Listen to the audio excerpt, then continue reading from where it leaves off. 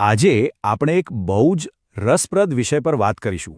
પુસ્તક ખરેખર કેવી રીતે વાંચવું, અને આ જ્ઞાન આપણે મેળવીશું છેક 1952ના એક લેખમાંથી. અને નવાઈની વાત તો જુઓ, આ 70 વર્ષ જૂની સલાહ આજે આ માહિતીના યુગમાં કદાચ પહેલાં કરતાં પણ વધારે જરૂરી બની ગઈ છે.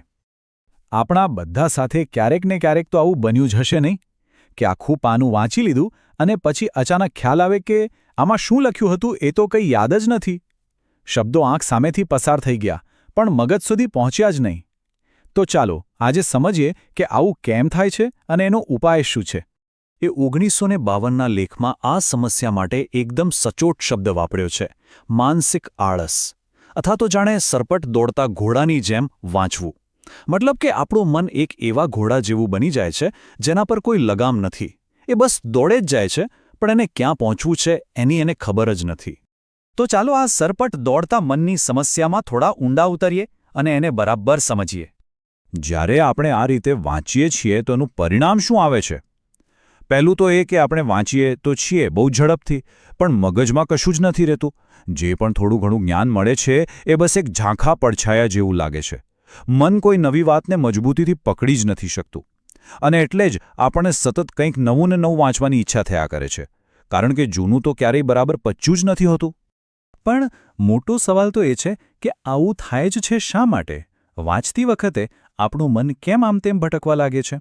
ચાલો એનું કારણ જાણીએ. આખી સમસ્યાનું મૂળ આ જ છે. એક બાજુ આપણી આંખો તો પુસ્તકના પાના પર, શબ્દો પર જ ચોંટેલી હોય છે, પણ બીજી બાજુ આપણું મન એ તો દુનિયાના બીજા જ કોઈ ખૂણામાં સફર કરી રહ્યું હોય છે. આંખો અને મન જ્યારે આ બંને વચ્ચે તાલમેલ નથી રહેતો, બસ ત્યાં જ બધી ગડબડ થાય છે. એટલે સાચા અર્થમાં વાંચન કરવું હોય તો સૌથી મોટો પડકાર એ જ છે કે મનની આ કુદરતી દોડધામ અને ભટકવાની આદતને કાબૂમાં કેવી રીતે લાવવી. સારું, સમસ્યા તો આપણે સમજી લીધી. હવે વાત કરીએ એના ઉકેલની. એવી કઈ રીતો છે, એવી કઈ ટેકનિક છે જેનાથી આપણે મનને સ્થિર કરી શકીએ અને જ્ઞાનને બરાબર પચાવી શકીએ? પહેલો અને સૌથી પાયાનો નિયમ એકદમ સરળ છે: ધીમે ધીમે અને શાંતિથી વાંચો. કોઈ રેસ નથી, કોઈ ઉતાવળ કરવાની જરૂર જ નથી. અને અહીં પહેલો મહત્વનો શબ્દ આવે છે: મનન. મનન એટલે શું? જે પણ વાંચ્યું છે એના પર વારંવાર વિચારવું, એના વિશે ચિંતન કરવું. આ ગોખણપટ્ટી નથી, આ તો વાંચેલા જ્ઞાનના અર્થને ઊંડે સુધી ઉતારીને પોતાનો બનાવવાની કળા છે. ત્યાં સુધી વિચારવાનું છે જ્યાં સુધી એ વાત મનમાં એકદમ પાકી ન બેસી જાય. બીજો શબ્દ છે પૂર્વપરિવેક્ષણ. આનો મતલબ એ છે કે જે પણ નવી માહિતી મળે એને આપણી પાસે જે જૂનું જ્ઞાન છે એની સાથે જોડવાની કોશિશ કરવી. એનાથી શું થાય? આપણું જ્ઞાન અલગ અલગ ટુકડાઓમાં વેરવિખેર નથી રહેતું, પણ એક મજબૂત જાળાની જેમ એકબીજા સાથે જોડાઈ જાય છે. જાણીતા તત્વજ્ઞાની થોમસ હોબ્સે આ બાબતે એક બહુ જ જબરદસ્ત વાત કહી છે. એમણે કહ્યું, જો મેં બીજા લોકો જેટલું જ વાંચ્યું હોત તો હું પણ એમના જેટલું જ જાણતો હોત. આનો સીધો અર્થ એ છે કે કેટલું વાંચો છો એના કરતાં વાંચેલો કેટલું પચાવો છો, એના પર કેટલું મનન કરો છો, એ વધારે મહત્વનું છે. નહીંતર તો એ ફક્ત માહિતીનો ઢગલો છે, જ્ઞાન નહીં. ઓકે, તો મનની વાત તો થઈ ગઈ. પણ હવે એવા કેટલાક પ્રેક્ટિકલ ટૂલ્સ અને પદ્ધતિઓ વિશે વાત કરીએ જેનો આપણે સીધો ઉપયોગ કરી શકીએ. અહીં આપણો મુખ્ય ધ્યેય શું છે? આપણી સ્મૃતિ એટલે કે યાદશક્તિના ખજાનાને મજબૂત કરવાનો. કારણ કે આ એક એવો ખજાનો છે જે આખી જિંદગી આપણી સાથે રહેવાનો છે. ડેલ કાર્નેગીએ આના માટે એક બહુ જ સરળ પણ અસરદાર રીત બતાવી છે. પહેલું, હંમેશા હાથમાં પેન કે પેન્સિલ રાખીને જ વાંચો. બીજું, જેવી કોઈ લાઈન કે ફકરો કામનો લાગે તરત જ એને માર્ક કરી લો. બસ આટલું જ. આ નાનકડી યાદાત તમારા વાંચનને એક વન વે પ્રોસેસમાંથી ટુ વે વાતચીતમાં બદલી નાખશે. અને ઇતિહાસમાં પણ આવા રસપ્રદ કિસ્સાઓ છે. જેમ કે રોબર્ટ લુઈસ સ્ટીવન્સન. એ હંમેશા પોતાની સાથે 2 પુસ્તકો રાખતા હતા, એક વાંચવા માટે અને બીજું પોતાના વિચારો લખવા માટે. અને થોમસ હોબ્સનું તો એનાથી પણ ગજબ હતું. એમણે તો પોતાની ચાલવાની લાકડીમાં જ શાહી અને પેન છુપાવીને રાખી હતી, જેથી ચાલતા ચાલતા કોઈ વિચાર આવે તો તરત જ નોંધી લેવાય.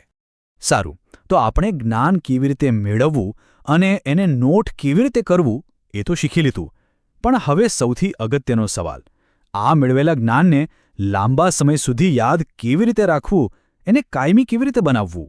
આ માટે એક ગોલ્ડન રૂલ યાદ રાખી લો. જો કોઈ પુસ્તકમાંથી કાયમી ફાયદો જોઈતો હોય તો એને ક્યારે એકવાર વાંચીને મૂકી દેવાથી નહીં ચાલે.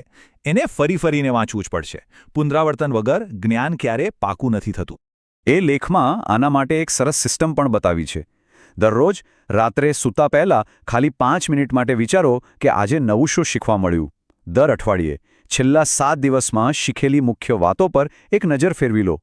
અને દર મહિને જે ખાસ પુસ્તકો છે એના અગત્યના ભાગોને ફરીથી વાંચવા માટે થોડો સમય કાઢો. આનાથી બધું તાજું રહેશે. અને એક છેલ્લી પણ બહુ જ કામની ટીપ. આપણે જે શીખ્યા છીએ એ ખરેખર આપણું થયું છે કે નહીં એ જાણવાની સૌથી સારી રીત કઈ? કોઈ મિત્ર કે ઘરના સભ્યને કહો કે એમાંથી તમને સવાલ પૂછે. જો તમે અટક્યા વગર સરળતાથી જવાબ આપી શકો તો સમજી લેવાનું કે વાત બરાબર મગજમાં બેસી ગઈ છે. તો ચાલો આખી વાતને 4 મુખ્ય મુદ્દાઓમાં સારાંશ રૂપે જોઈ લઈએ. આ છે અસરકારક વાંચનના 4 સ્તંભ. પહેલો, ધીમે અને મનન કરીને વાંચો. બીજો, હંમેશા પેન અને કાગળ સાથે એક્ટિવ થઈને વાંચો. ત્રીજો, નિયમિત રિવિઝન કરીને જ્ઞાનને પાકું કરો. અને ચોથો, સતત પોતાની જાતને ચકાસતા રહો. અને અંતમાં એક સવાલ જે આપણે સૌએ પોતાની જાતને પૂછવો જોઈએ.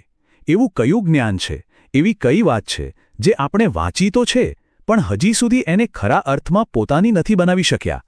કદાચ હવે સમય આવી ગયો છે કે એ જ્ઞાનને ફરીથી હાથમાં લઈએ અને આ વખતે એને સાચે જ આત્મસાત કરીએ.